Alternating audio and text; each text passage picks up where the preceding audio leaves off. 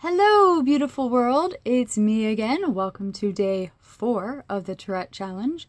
It seems like it's been longer, hasn't it? Or is that just me? Anyway, I actually fixed my tripod. I MacGyvered it with some duct tape and it's working brilliantly. If it's good enough for MacGyver, it's good enough for me.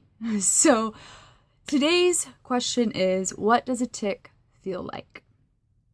And I've actually been asked this before, and I just never really went into detail with it, but today I am. Some will say that it feels like this urge to like sneeze or cough, or even like when you get the hiccups and you just keep hiccuping and you can't stop hiccuping. And you got to do something to get rid of the hiccups, right? Guzzle some water, a teaspoon of sugar, hold your breath. People try to scare you out of it. But for me, it's going to sound so weird.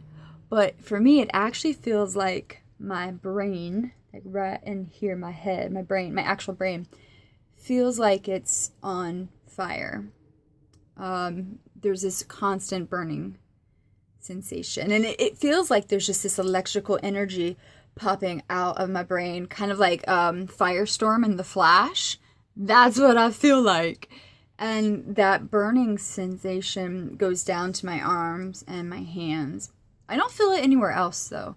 Just my head, my face, and my arms.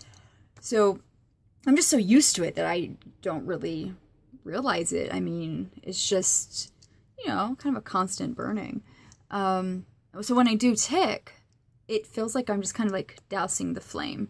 I don't know why I'm hitting myself there, but it feels like that, like, oh, okay, you just completed a tick, so fire out. The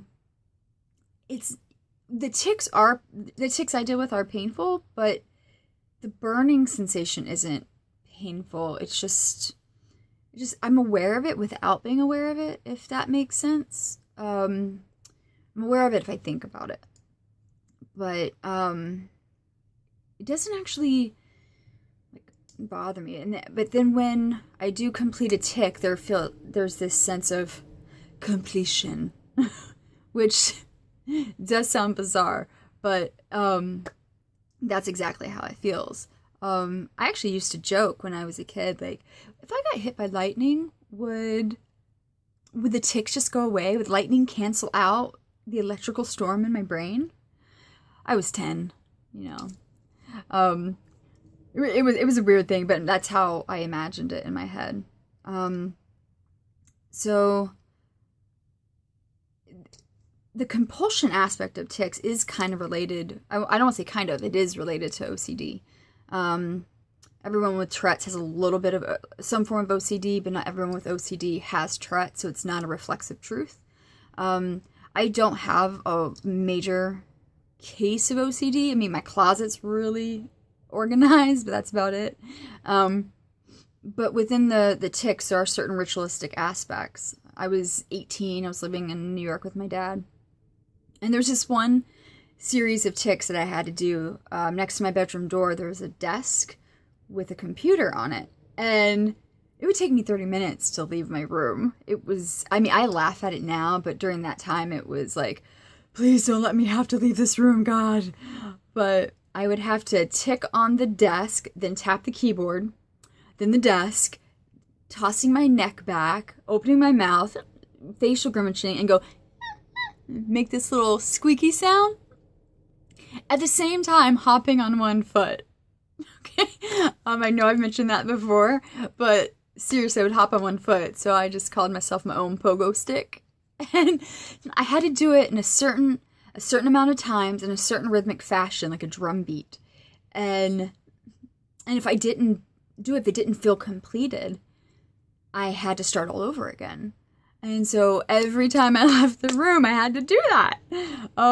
It's comical now, but at the time it was just like, oh my God, please don't let me have to go to the bathroom, God. Please just don't let me have to leave the room.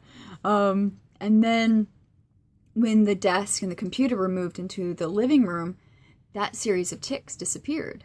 I still dealt with them in various ways, but not all at once. And so I've learned throughout the years what might trigger a series of tics, and then I just eliminate it. If I open a bottle of water, to put the cap back on, I have to tap it and then like before I can put it back on. So there are times I'm like, here, somebody else put it on because I'm going to spend 10 minutes doing it. And, you know, I find that if you laugh about it, it makes it so much easier to really deal with it, because some of the tics are funny. Some of them are like, the ones I deal with are kind of comical. And some are actually really, really difficult to deal with. This eye tic I do, where you see me like that, I'm actually jabbing my own eyeball. And in 2007, I had to have eye surgery because of that. It was just causing so much cornea damage. And so it was that, go blind. I had to go back on medication. It was that, or lose my left eye. That tic is still there.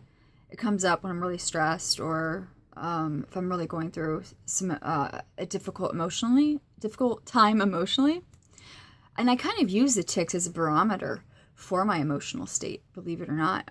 If I'm ticking more, then I know some of my emotions must be out of check, right? Or I might be really sad, or I might be dealing with something that on a subconscious level. So I do emotional inventory if I'm ticking more. And for me, my faith is always a huge part of my life, but especially with the Tourette's, you know, prayer and just my relationship with Yeshua. You know, like the scripture, I can do all things through Yeshua who strengthens me. So that has gotten me through some of the most difficult times.